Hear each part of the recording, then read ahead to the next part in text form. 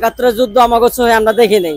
এখন যে ২৪ সালে যে যুদ্ধ শুরু হয়েছে, এই ২৪ সালের যুদ্ধ আমরা দেখতেছি। একটা ফুল কিনে আনন্দের জন্য, এখন তো আনন্দটা নাই। আতঙ্কের মধ্যে কিভাবে আনন্দ করবো লোকজন?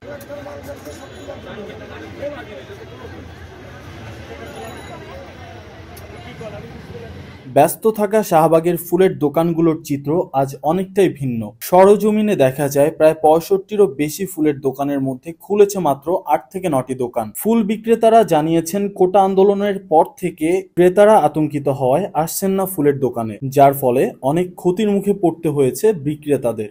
মনে করেন একটা দোকানের মধ্যে ৬ জন ৫ জন কারিগর আছে, এক একজনের সংসারে ২ জন ৩ জন ৪ জন লোক আছে, ওরা তো অনাহারে চলতেছে।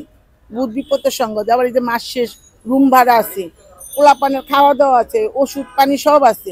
এখন তো সব বন্ধ, মানুষ আতঙ্ক পড়ে গেছে। একটা ফুল কিনে আনন্দের জন্য, এখন তো আনন্দটা নাই। আতঙ্কের মধ্যে কিভাবে আনন্দ করবো লোকজন? তারা আমরা মনে করেন অনেক কষ্টতে চলতেছে। এই যে আইসা সকালে বৈশা রয়েছি, কাজ নাই কর্ম নেই, আবার হাঁটতে হাঁটতে চলে যাবো। প্রতিদিনই আসি, প্রতিদিনই চলে যাই, এই গন্ডগোলই চলতে। বর্তমানে ভাই এখন যে পরিস্থিতি বাংলাদেশের যে ভয়াবহ অবস্থা, এই অবস্থাতে মনে করেন আমাদের 4টা কাজ ছিল, 4টা কাজ আমাদের ক্যান্সেল হয়ে গেছে। এই শুধু এই আবহাওয়ার জন্য আর এই মারামারি ধরাধরি এগুলোর জন্য। এখন মনে করেন আমাদের শাহবাগে কোনো বেচা কিনেই নাই। আমরা এই যে মাল কিনতেছি 1 দিন 2 দিন অভাব যেতেছে, ডাস্টবিনে হেলা দিতেছি। আমাদের অনেক লস। 5 দিন 6 দিন ঘরে বসেই ছিলাম। টাকা পয়সা তো থাকতে হইব, না খেয়ে তো থাকা যাবো না। মানে বাধ্যতা রোডে নামছি, দোকান খুলছি। দোকান খুলেও কাস্টমার নাই।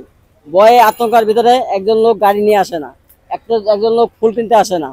আমরা ফুল না বেচলে আমরা খাবো কি? দোকান সবই বন্ধ ছিল। আমাদের 50টা 52টা দোকান এই মার্কেটে, মাত্র 3টা 4টা দোকান আমরা খোলা রাখছি। এই জন্যই বাসায় বসে থাকতে ভালো লাগে না, কাছে টাকা ছিল না। দোকানটা খুলে বসি, যদি টুকটাক বেচা কিনে করতে পারি তাহলে আমরা টুকটাক চলতে পারো। ৭১-এর যুদ্ধ আমাকে চোখে আমরা দেখি নাই। এখন যে ২৪ সালে যে যুদ্ধ শুরু হয়েছে, এই ২৪ সালের যুদ্ধ আমরা দেখতেছি। আমাদের বেচা বিক্রি তো নাই বললেই চলে, কারণ অবস্থা বহুত খারাপ। মানুষ বাসা থেকে বেরোতে পারতেছে না, আর সময় মতো শিথিল করে দিতেছে অনেক কিছু। তো সব কিছু মিলে ব্যবসা খুবই খারাপ, যা বলার মানে কোনো রকম টিকে থাকা আর কিছু। বর্তমান পরিস্থিতি কোনো কাস্টমার ভয়ে আসে না এবং বেচা বিক্রিও নাই। ফুল বিক্রি করে না, বেশিরভাগ ফুলই নষ্ট হয়ে যায়, ফালাই দেওয়া লাগে। বেশিরভাগ ফুলই ফালাই দেওয়া লাগে। 100 ফুল আনছে কিনা 2টা ফুলও বিক্রি হয় না, বাকিটা ফালাই দেওয়া লাগে। কাস্টমার ভয়ে আসে না এখন। আর অনুষ্ঠান করে না, দেখো এই আতঙ্কের ভিতরে কেউ অনুষ্ঠান করতে আসে না। অনুষ্ঠান করলে আমাদের ফুলটা চলে, এখন তো অনুষ্ঠানও বন্ধ আর ফুলেরও। হ্যাঁ, আমাদের বেচা কিনা খুব খারাপ। আমরা সকাল 8টা বাজে দোকান খুলছি, এখনো বেচা কিনা বিসমিল্লাহ করতে পারিনি।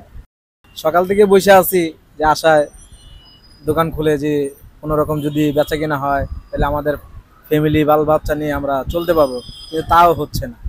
বসে আছি আমরা। না, একদিনের ফুল আরেকদিন থাকে না, এটা হলো কাঁচা ফুল একবারে। আমরা যেভাবে কিনি এভাবে না বেচতে পারলে ফেলে দিতে হয়, লস হয় আমাদের, অনেক লস। এই যে গন্ডগোলের কারণে রাস্তাঘাট বন্ধ, এই কারণে হইলো সবচেয়ে ঝামেলা বেশি। আজকে আমরা 28 দিন যাব, আমাদের এখানে 100-র উপরে দোকান, 95টা বন্ধ আছে। খুব অবস্থা খারাপ।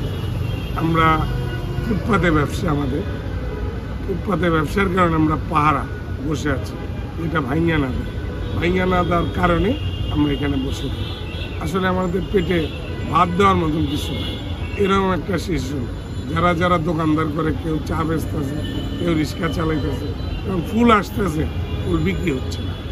সেই পরিপ্রেক্ষিতে আমাদের ফুলের মার্কেটটা খুবই শোচনীয় অবস্থায় আছে।